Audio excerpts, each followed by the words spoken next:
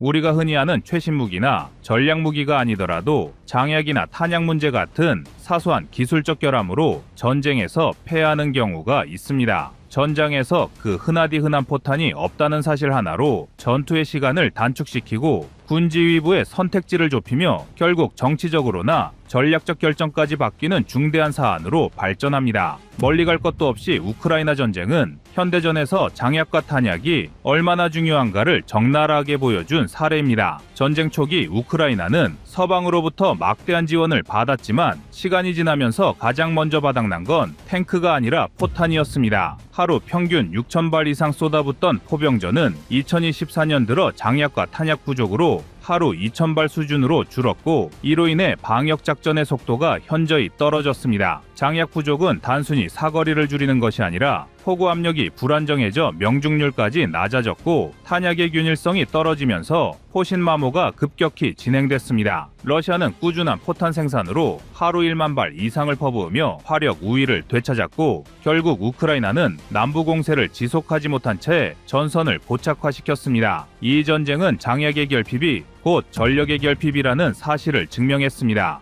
포병의 심장이 멈추면 전쟁도 멈춥니다. 이 때문에 현대전에서 자동화와 모듈화된 탄약 체계는 연속 발사와 안전성이라는 두 축을 확보하지 못하면 전력의 근본적 붕괴를 불러온다는 것을 적나라하게 보여줬습니다. 그런데 최근에 스웨덴 국방부가 전 세계를 깜짝 놀라게 할 결정을 내렸습니다. 바로 한국산 155mm 모듈형 추진 장약을 공식 도입하기로 결정한 것입니다. 그것도 세계 최대 탄약 기업인 노르웨이, 핀란드 합작사 남모를 제치고 말이죠. 즉 미국이나 독일, 프랑스조차 따라잡기 어려운 탄약 기술의 심장부를 한국이 열어젖힌 겁니다.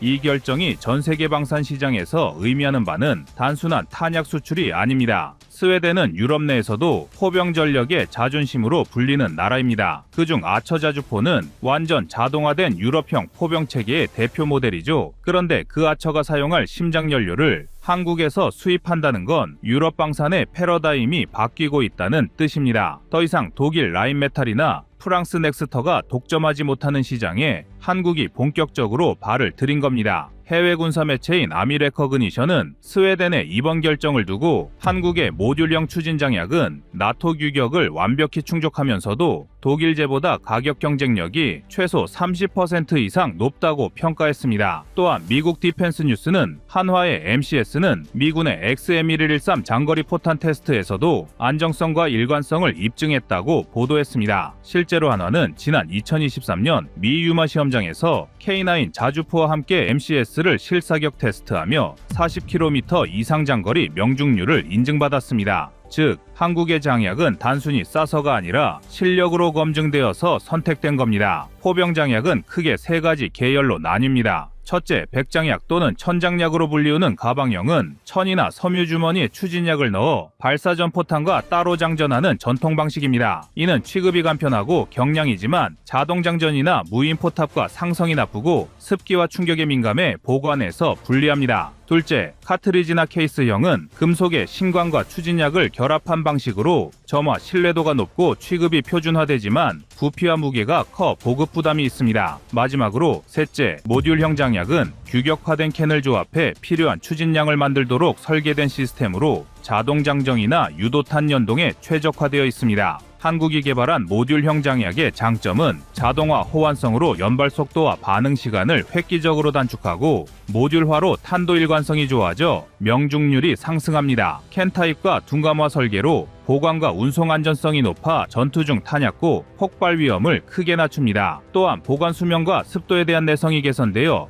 유지 비용을 절감하며 나토 규격 호환과 실사격 검증을 통해 다국적 연합작전에서 즉시 활용 가능한 점도 큰 강점입니다. 이런 장점들로 인해 스웨덴이 미국산을 외면한 이유는 명확합니다. 미군이 여전히 사용 중인 M231, M232A1 분리형 첨포장약은 1960년대 기술 기반으로 자동화 자주포 시대에 맞지 않습니다. 포탄 장전 시 사람 손으로 천장약을 밀어넣는 구조라 완전 자동 포탑에서는 운용이 불가능하죠. 반면 한국의 MCS는 캔 형태의 완전 밀폐형 모듈 시스템으로 사거리에 따라 하나에서 6개의 장약캔을 조합하는 구조입니다. 이 방식은 안전성과 속도 2마리 토끼를 동시에 잡았습니다. 실제로 포신 파열 사고나 포탑 폭발 위험을 거의 제로에 가깝게 줄였고 탄약 보관 수명도 25년 이상으로 늘렸습니다. 더 놀라운 건 이 기술이 국산 100% 독자 개발이라는 점입니다. 한국은 과거 M109A 자주포를 운용하면서도 장약 하나조차 미국에 허가 없이 수입하지 못했습니다. 1990년대 초 한국군은 천장약 생산 라이선스를 요청했지만 미국은 기술 이전 불가를 통보했습니다. 그 굴욕이 오늘의 기술 독립을 낳았습니다. 국방과학연구소와 한화가 15년에 걸쳐 추진한 국산화 프로젝트는 2020년대 초 완성됐고 그 결과물이 바로 이번 스웨덴이 구매한 한국형 MCS입니다. 이번 계약 규모는 약 1,500억 원으로 알려졌지만 이는 초기분 물량이기 때문에 앞으로 더 늘어날 예정입니다. 스웨덴 국방청의 발표에 따르면 향후 3년간 아처자주포 추가 도입 물량이 48문 이상으로 늘어날 경우 총 공급액이 1조 원을 넘을 가능성이 높습니다. 한화는 이미 북유럽 지역에 현지 생산 기반을 구축할 계획이며 폴란드와 노르웨이에도 탄약 조립 공장을 제한 중입니다. 이는 단순한 납품이 아니라 유럽 방산 공급망에 한국이 내재화의 신호로 볼 수 있습니다. 무엇보다 상징적인 건 탄약 독립국인 스웨덴의 태도 변화입니다. 스웨덴은 자신들의 탄약 업체인 남모가 본사를 두고 있는 나라입니다. 즉, 자국 내 세계적 탄약 회사를 두고 있음에도 불구하고 한국산을 선택한 것입니다. 그 이유는 기술력뿐 아니라 신뢰성도 모두 한국이 갖췄기 때문입니다. 우크라이나 전쟁 이후 유럽 각국은 비축 탄약의 품질과 폭발 안전성에 극도로 민감해졌습니다. 남모가 공급하던 모듈형 장약은 성능은 우수했지만 가격이 비쌌고 납기 지연이 심각했습니다. 반면 한국은 K9 자주포 1700여 문의 수출을 통해 이미 나토 사양 검증과 실전 피드백을 확보한 유일한 아시아 국가로 자리 잡았습니다. 과거부터 독일은 RCH-155 자주포로 프랑스는 카이사르로 시장을 지키려 하지만 이들 모두 장약과 포탄의 비용 문제를 해결하지 못했습니다. 반면 한국은 30% 낮은 단가, 2배 빠른 납기, 나토 규격 호환까지 확보하며 기술력과 경제성을 동시에 입증했습니다. 결국 스웨덴의 선택은 정치가 아니라 전쟁 준비의 결과입니다.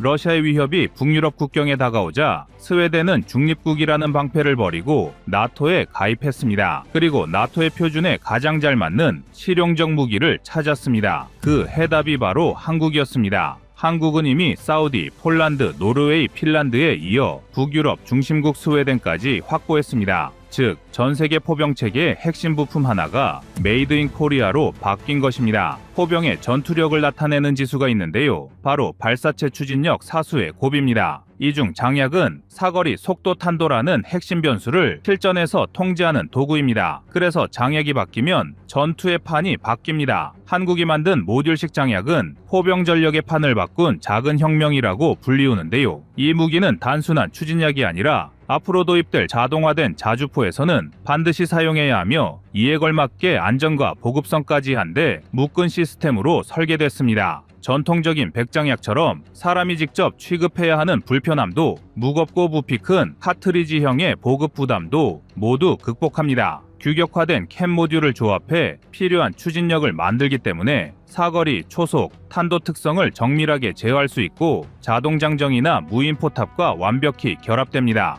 결과는 단순합니다. 연발 속도가 빨라지고 명중률은 높아지며 포탑 자동화 체계가 요구하는 연속 발사 능력이 확보됩니다. 그런데 한국이 모듈식 장약을 개발한 비화가 정말 드라마틱합니다. 과거 우리 군은 외국 기술 의존으로 여러 차례 제약을 받았습니다. 몇 차례의 기술 이전 거절과 실전에서의 한계를 마주하면서 ADD와 국내 기업이 마음을 모아 국산화를 추진했습니다. 수년간의 다양한 소재를 시험하며 연소 특성에 따른 데이터를 축적했고 안전성을 높이기 위해 둔감화 연구와 반복 시험을 통해 캐년 구조와 연소 프로파일을 최적화했습니다. 실제 K9 자주포 실사격 시험에서 장거리와 명중성 검증을 거쳤습니다. 이 과정에서 안전성과 호환성 확보가 핵심 과제로 작동했고 결과적으로 나토 규격 호환성까지 확보하는 성과를 냈습니다. 다른 나라 장약과 비교하면 한국산 장약의 우월한 점이 명확합니다. 현재 서방권 나라들 대다수는 미군 전통의 천장약이나 일부 유럽형 시스템을 사용해왔습니다. 이 때문에 자동화된 자주포 시스템 도입이 지연되거나 아예 자동화를 포기한 나라들이 많습니다. 하지만 한국은 이런 나라들과 달리 완전 자동장전 체계에 즉시 적용됩니다. 뿐만 아니라 캔 타입과 둔감화 설계로 탄약고 피탄 시 연쇄 폭발 위험을 크게 낮춥니다. 둔감 장약은 외부 충격이나 화염 및 관통에 대해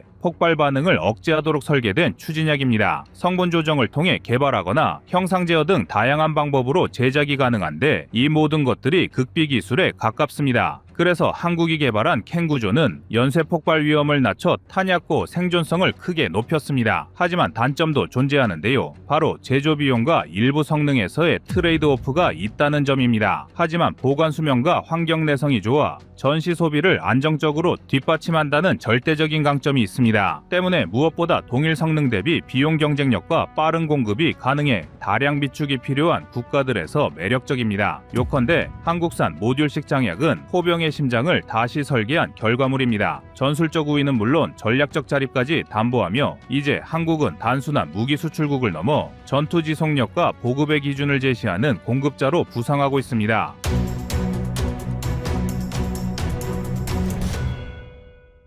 다음은 25년 7월 15일 130mm 전차포 개발 영상입니다. 전차에서 주포가 갖는 의미는 단순 화력 이상의 가치를 지닙니다. 주포는 장갑 기동과 함께 전차 성능의 삼각형을 이루며 세 가지 축 가운데 하나라도 뒤처지면 전차는 종합 전력에서 경쟁력을 잃습니다. 흑표가 120mm, 포로 세계 시장에서 각광받은 것은 당시로서는 최강이라 여겼던 800mm 복합 장갑을 관통할 수 있었기 때문입니다. 그러나 러시아와 유럽이 차세대 전차를 내놓으면서 800mm 관통력은 방어력 증가 속도를 따라잡지 못하게 됐습니다. 이 때문에 130mm로 구경을 업건을 추진하는 것입니다. 과거부터 세계 전차포 개발의 흐름은 2010년대 중후반부터 120mm 체계의 한계를 넘어섰는데 초점이 맞추어졌습니다. 러시아가 T-14를 공개하자 독일 프랑스 합작법인은 즉시 130mm와 140mm 활강포 실험을 개시했고 2021년 라인메탈이 1750m/s에 달하는 초속 성과를 내놓으면서 기존 120mm 체제는 더 이상 충분하지 않다는 평가를 받았습니다. 이 시점에 우리 대한민국은 120mm로는 2030년대 전장 요구 조건을 만족시키기 어렵다고 판단해 새로운 주포를 개발했고 그 결과물이 바로 130mm 국산 포신 개발입니다. 현재 ADD는 창원 현대위아 3공장과 협력하여 58국영장 비율의 배럴을 시험 중입니다. 58국영장이라는 수치는 포신 길이를 구경 대비 58배로 늘렸다는 의미인데 이 정도 연장만으로도 장약 연소 시간을 15% 이상 확보해 포구 에너지 18메가줄이라는 목표치를 달성할 수 있습니다. 이는 120mm K279A1 체계가 발휘할 수 있는 11메가줄 대비 약 60% 향상된 수치입니다. 사실 주포 구경을 늘리는 것은 단순히 굵고 긴 포신을 탑재한다고 되는 것이 아닙니다. 여기에는 발사반동, 열팽창, 자동장전 속도, 탄약실 가스 압력 등 여러 변수가 유기적으로 개선되어야 합니다. 먼저 반동 문제를 보면 130mm 포의 추정 후퇴력은 750kN에 달합니다. 현용 K2 흑표가 견디는 최대 후퇴력이 600kN이므로 포탑링과 서스펜션 체계 전체를 재설계하지 않으면 차체 구조 피로 수명이 단축됩니다. ADD는 이를 해결하기 위해 포미의 이중 완충기를 적용하는 방안을 채택했습니다. 기존 유압 완충에 가스식 완충을 병렬로 배치해 초동 후퇴 120mm, 제2후토의 200mm에 2단 감소의 곡선을 구현했으며 이렇게 하면 회전 포탑에 전달되는 최대 충격이 15% 감소합니다. 열 관리는 130mm, 포 개발 과정에서 가장 난제를 안겨주는 항목이기도 합니다. 포구 압력이 6,500배 달하면 포신 내부 온도는 연사 열발을 발사한다는 기준으로 1000도씨를 넘어섭니다. 국방과학연구소는 작년 4월 파주 주포재료센터에서 다층 그래핀 세라믹 열확산 라이너를 적용한 MCS3 공냉식 배럴을 시험 사격했습니다. 15발 연사 후 약실 포구 온도 편차가 87도씨에 머무르는 결과를 얻었는데 동일 조건의 크롬 도금 포신이 165도씨 편차를 보인 것에 비하면 절반가량으로 감소한 수치입니다. 이로써 열로 인한 배럴 휘어짐, 탄도 불규칙 현상, 수명 단축 문제를 동시에 줄일 수 있음이 확인됐습니다. 자동장전 체계 역시 대폭 손질되고 있습니다. 흑표의 전동 캐러셀은 23kW 쓴 모터로 120mm 구경의 무게 9kg 탄체를 3.5초 만에 올리지만 130mm 탄체는 28kg으로 3배 이상 무겁습니다. 그래서 현대로템과 현대위아는 전기유압 하이브리드 방식을 도입해 최대 토크를 2배 높이면서도 평균 소비 전력은 오히려 K2 수준인 7kW대로 억제했습니다. 실제 시제품 시험에서는 5.5초 내단발 장전, 17초의 사면발 장전을 달성했고 사격 중 차체 횡가속 0.7g 상황에서도 탄체 낙하가 한 차례도 발생하지 않았습니다. 이는 전동 캐러셀이 가진 구조적 약점을 보완했다는 의미로 유럽 130mm 체계가 아직 해결하지 못한 부분을 한국이 선제적으로 극복했다는 평가를 받습니다. 탄약 개발은 풍산이 전담하고 있습니다. 2024년 7월에 제작된 K279A3 시제탄은 텅스텐 합금 날탄심을 사용하여 고폭 분말과 나노 알루미늄 가공 입자를 혼합해 연소 속도를 가속화했습니다. 기존 120mm 장약 대비 가스 잔존량이 18% 감소해 호신마모와 약실 탄화 현상을 완화한다는 점도 눈에 띕니다. 또한 분리식 장약이 아닌 단피형 구조를 유지하면서도 총 길이를 1.3m로 억제해 K2 탄약 적재 공간에 호환될 수 있도록 크기를 조정했습니다. 이로써 흑표 운용국도 포탑링과 자동장전기만 개조하면 130mm 체계를 탑재할 수 있는 길이 열렸습니다. 이 모든 것을 개발하기 위해 2024년 하반기 ADD 내부 검토에서 모듈러 장약 패키지라는 개념이 채택됐습니다. 이는 고정탄이지만 장약량을 2단계로 조정할 수 있도록 탄피 내부를 이중 챔버로 설계하는 방식입니다. 평시 훈련이나 근거리 교전에서는 저장량 모드로 사격하고 장거리 고관통이 필요할 때는 고장량 모드로 자동 선택하는 기능입니다. 덕분에 포신 수명은 최대 20% 늘어나고 보급 물류도 단일 탄종으로 단순화할 수 있습니다. ADD는 내년 중 이중 챔버 탄피를 적용한 2차 시제탄을 제작해 실사격 검증에 들어갈 예정입니다. 이처럼 포신, 탄약, 자동장전, 시험 인프라가 유기적으로 맞물려 돌아가면서 130mm 업건 프로젝트는 개량이 아니라 세대 교체에 가까운 양상을 보이고 있습니다. 이번 업건 사업을 통한 경제적 이점도 상당할 것으로 전문가들은 예상하고 있습니다. 그도 그럴 것이 흑표 수출국들은 이미 차세대포 탑재를 계약서에 명시하기 시작했습니다.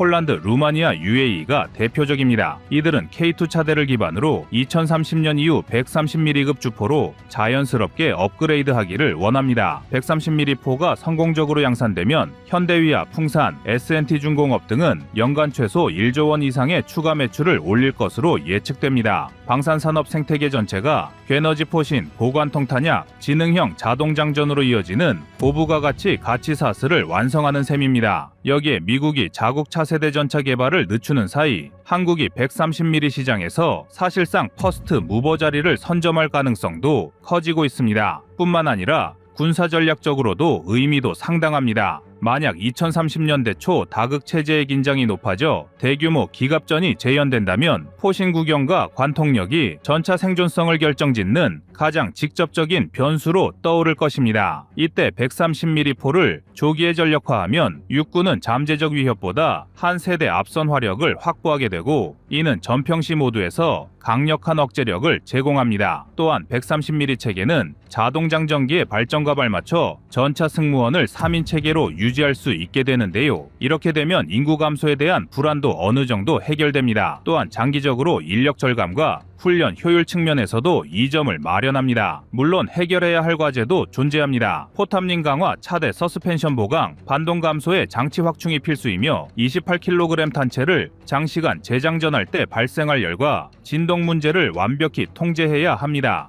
그러나 아능 시험장에서 예정된 300발 규모 실사격과 2단계 라이너 시험이 순조롭게 진행된다면 이러한 우려는 데이터 기반 해결책으로 전환될 전망입니다. 즉, 기술적 불확실성이 검증된 설계 변수로 변하는 과정이 이미 로드맵에 내재되어 있습니다. 결국 K3 프로젝트는 한국이 독일, 프랑스, 미국 중심이던 전차포 시장 구조를 재편할 모멘텀을 쥐고 있다는 사실을 상징합니다. 130mm 활강포는 단순히 10mm 굵어진 강철관이라기보다 한국 방위산업이 자립과 수출 두 마리, 토끼를 동시에 잡을 결정적 촉매제가 될 것입니다. 그리고 K3의 성공은 한국 방산의 미래이자 세계 기갑전력 균형을 새로 쓰는 출발점이 될 것입니다.